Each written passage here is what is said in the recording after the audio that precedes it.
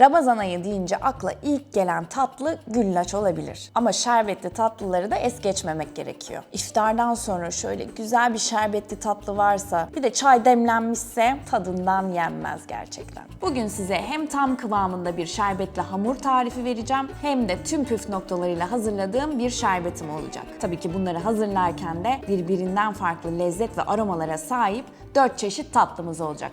O zaman ne duruyoruz? Haydi başlayalım.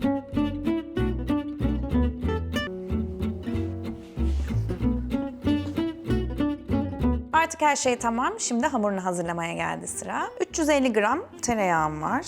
Normalde hazırladığım bir hamur vardı. Onu 1,5 reçete olarak yapıyorum burada. Ben tereyağı kullanıyorum. Tabii ki margarin tercih edenler de olur. Margarin de kullanabilirsiniz veya yarı ölçek tereyağı, yarı ölçekte sıvı yağ olarak karıştırabilirsiniz 2 yağı. 3 tane yumurta, 2,5 yemek kaşığı yoğurt, 1 yemek kaşığı sirke, kıyır kıyır oluyor hamur. Bir de 1,5 çay bardağı pudra şekeri. Şimdi bunu bir güzel çırpıyoruz.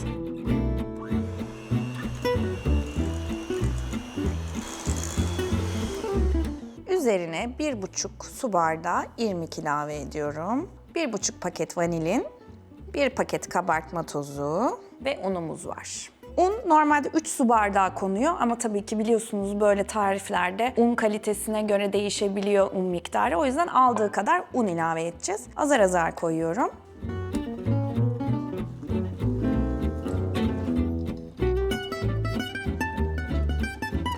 Temel hamurumuz hazır. Yumuşak bir hamur ama elinize yapışmayacak kıvamda olması gerekiyor. Çok fazla un ilave etmemeye özen gösterin çünkü fazla koyarsanız bu sefer tatlınız sert olacaktır. Şerbeti de çekmekte oldukça zorlanacaktır. Hamuru 4'e bölüyorum ve içine ufak ufak eklemeler yapacağım her bir tatlı için. Burada yaklaşık 1,5 kilo hamurumuz var. 4 eşit parçaya ayıracağım. O yüzden mutfak tartısından yararlanacağım. Şöyle bir düzeltelim. Şöyle ortadan ikiye böldüm. Göz kararı böldüm. Ekleme veya çıkarmalar yapacağım. Tam oldu ya, şaka gibi. Tam. Bu biraz eksik. Şimdi hepsini şöyle toparlıyorum. Bir hamurumu ortaya koydum. Diğerlerini kurumaması için üzerini kapatıyorum. Şimdi bunun orta kısmını açıyorum. Bu hamuru portakallı haşhaşlı tatlı için yapacağım. İçerisine biraz portakal kabuğu rendesi koyacağım. Aroma olarak da diğerlerinden farklılaşmış olacak. Mis gibi portakal kokusu gelecek. Dilerseniz limon kabuğu da koyabilirsiniz tabii ki. O da çok lezzetli olur. Bir de içerisine 1 yemek kaşığı kadar toz Hindistan cevizi ekliyorum. Ve hamuru tekrardan yoğuruyorum.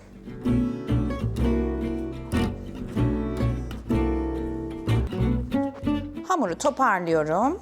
Ve birinci hamurumuzun her şeyi tamam. Hop. İkinci hamurumuz 2 renkli irmik tatlısı. Bunun için de yine bu hamuru 2'ye bölüyorum. Beyaz kısmı daha fazla olacak. Kakaolu kısmı için de daha az hamurumuz olacak. Beyaz olan hamura hiçbir işlem uygulamıyoruz. O kenarda duruyor. Küçük parçamızın üzerine 1 tatlı kaşığı kadar kakao ekliyorum. 1,5 tatlı kaşığı kadar da robottan çektiğim fındığı ekliyorum. Ve yoğuruyorum.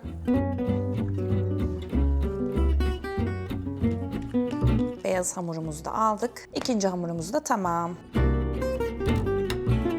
Üçüncü hamurumuz da tahinli istiridye tatlısı. Adı da üzerinde. O yüzden hamurun içerisine 1,5 tatlı kaşığı kadar tahin ilave ediyorum. 2 tatlı kaşığı ceviz ve hamur işlerinin en güzel baharatlarından biri olan mahlebi ilave ediyorum. Çok yoğun bir tat olduğu için bunu kaşığın ucuyla ekleyeceğim. Şöyle bir tutam. İçerisine tahin koyduğumuz için hamur biraz daha yumuşaklaşabilir. O noktada biraz un ilavesiyle yoğurursanız çok daha iyi olacaktır.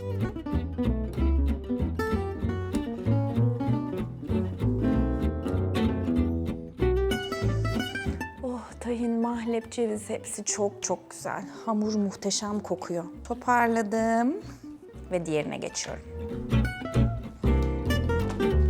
Son hamurumuz da cevizli rulo tatlısı. Bunun içerisine de mis kokulu tarçın koyacağız. Silme 1 çay kaşığı kadar yeterli olur. Serpiştirdim ve yoğuruyorum.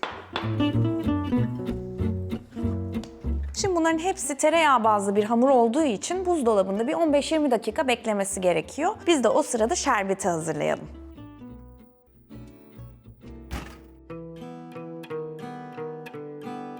1,5 litre su, yani yaklaşık 7,5 su bardağı kadar suyum var tencerenin içerisinde. Şimdi 5,5 su bardağı kadar da toz şeker ilave ediyorum. Ocağın altını açmadım. Şeker eriyene kadar karıştırıyorum. Şimdi aklınızda bir soru olabilir. Şerbette su ve şeker miktarı tatlılara göre değişkenlik gösteriyor. Peki bunun sebebi nedir? Şöyle açıklayabilirim. Baklava hazırlarken birebir şerbet kullanılıyor. Unlu tatlılarda şeker oranı daha yüksek, su oranı daha az oluyor şerbetin. Ama irmik gibi suyu çok fazla çeken tatlılarda da su oranı daha fazla oluyor. Şeker miktarı çok daha az oluyor. Bu nedenle bizim de şerbetimizde su oranı yüksek, şeker oranı daha az. Su ile şeker iyice birbirine karıştı. Şimdi ocağın altını açtım. Şerbet kaynamaya başladı. Şimdi bir 15 dakika daha kaynayacak. Ardından limonunu ekleyeceğiz. Şerbetim hemen olsun, kaynasın, tatlıma bir an önce dökeyim diye yüksek ateşte kaynatmanızı önermiyorum. Çünkü öyle olduğu zaman hem çok çabuk şekerleniyor hem de o koyu kıvamı kesinlikle olmuyor. O yüzden kısıkla orta ateş arasında kaynatmanızı öneriyorum. 15 dakika geçti. İçerisine bir 4-5 damla limon ekledim. Bu hem şekerlenmesini engelliyor hem de uzun süre şerbetinizi saklamanızı sağlıyor. 5 dakika daha kaynattıktan sonra ocaktan alıyorum ve soğumaya bırakıyorum. Bu arada dilerseniz şerbeti vanilya veya karanfil gibi aromalarla tatlandırabilirsiniz. Portakallı haşhaşlı tatlımız için ceviz büyüklüğünde parçalar koparıyoruz. Elimizde yuvarlıyoruz ve çok hafifçe üzerine bastırıyorum. Böyle yassı, yuvarlak hamurlar elde ediyorum.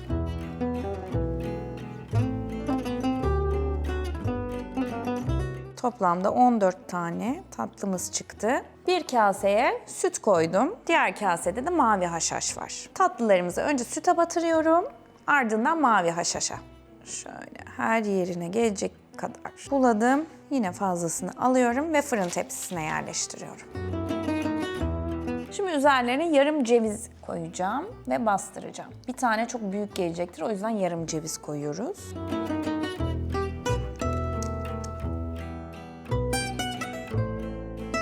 Portakallı haşhaşlı tatlıyla beraber pişecek olan tahinli istiridye tatlısını hazırlıyoruz şimdi. Hamuru biraz toparlıyorum ve cevizden biraz daha büyük parçalar koparıp yuvarlıyorum. Boyutu bu kadar olması yeterli. Yine bunu yassılaştırıyorum çok hafif.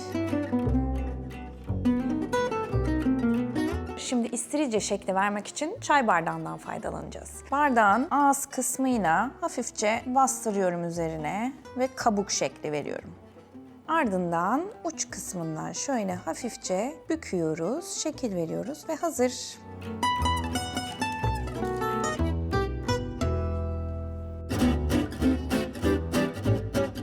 İki renkli irmik tatlısı içinde önce beyaz hamurumuzu alıyoruz. Tezgahta bir güzel açıyoruz. Önce biraz şöyle rulo şekline getiriyorum.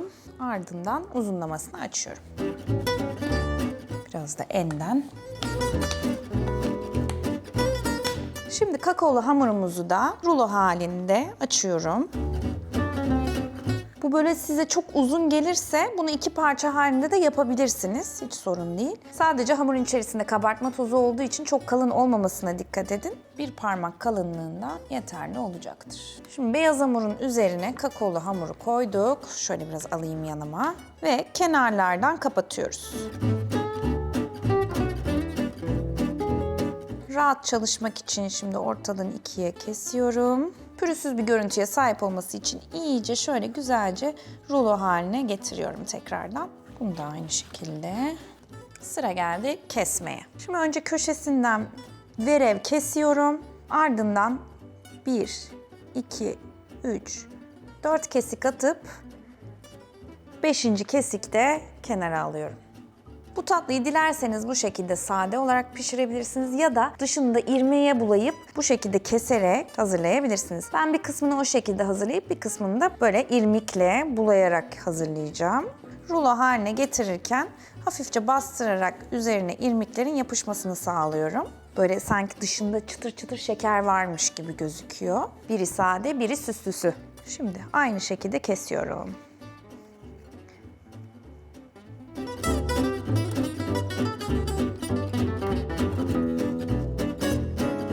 Cevizli rulo tatlısı için de hamuru 1 santim kalınlığında açıyorum.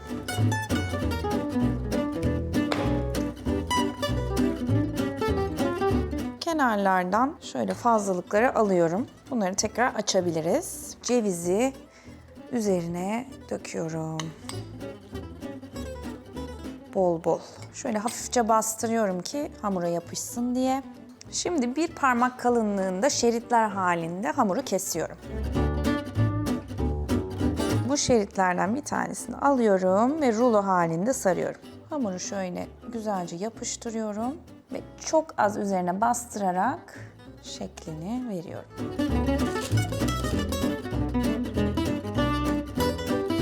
Kalan hamuru da değerlendirdim, hazırladım 1-2 tane. Sonuncuyu koydum ve artık 4 çeşit 2 tane tepsi tatlım hazır. Fırını 175 dereceye ayarladım. Yaklaşık 25 ila 35 dakika arasında pişecekler. Hadi fırına gidelim. Tatlıları altlı üstlü yerleştirdim. 25 dakika hepsi için aslında yeterli olacaktır ama alttaki pişmeyenler için bir 5 ila 10 dakika arası da ben size aslında süre verdim. Kapağını kapattım. Kontrollü olarak pişiriyorum. Tatlılarımız pişti. Şerbetim soğudu, tatlılar hala sıcak. İlk sıcaklığı geçtikten sonra şerbetini dökebiliriz.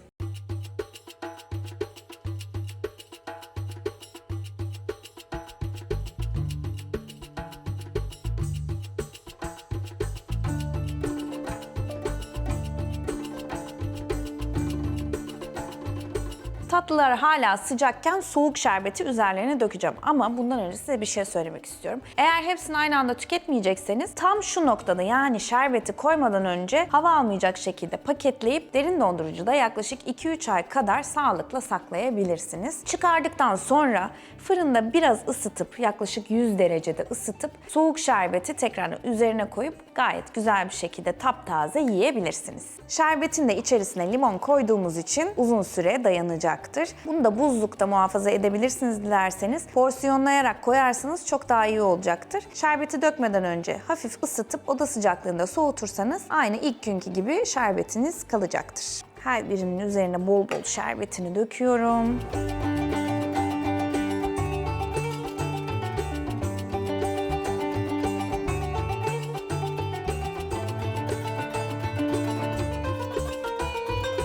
Tatlılarımızı şerbete yatırdık. Şimdi şerbeti çekmelerini bekliyoruz. En güzel hali bir gece beklettikten sonra oluyor. Ama dilerseniz tabii ki 1-2 saat içerisinde de şerbetini çektiyse eğer tüketebilirsiniz. Peki nerede muhafaza edeceğiz? Oda sıcaklığında muhafaza etmeniz çok önemli. Eğer buzdolabına koyarsanız şerbeti şekerlenecektir ve hiç istemediğimiz bir hal alacaktır. En güzeli oda sıcaklığında bekletmek ve 3 gün içerisinde tüketmek. Tabağa yerleştirirken bile o kıyır kıyır hissiyatı alıyorsunuz. Yumuşacık olmuş. Muhtemelen çatalı batırdığım anda dağılacak. Enfes.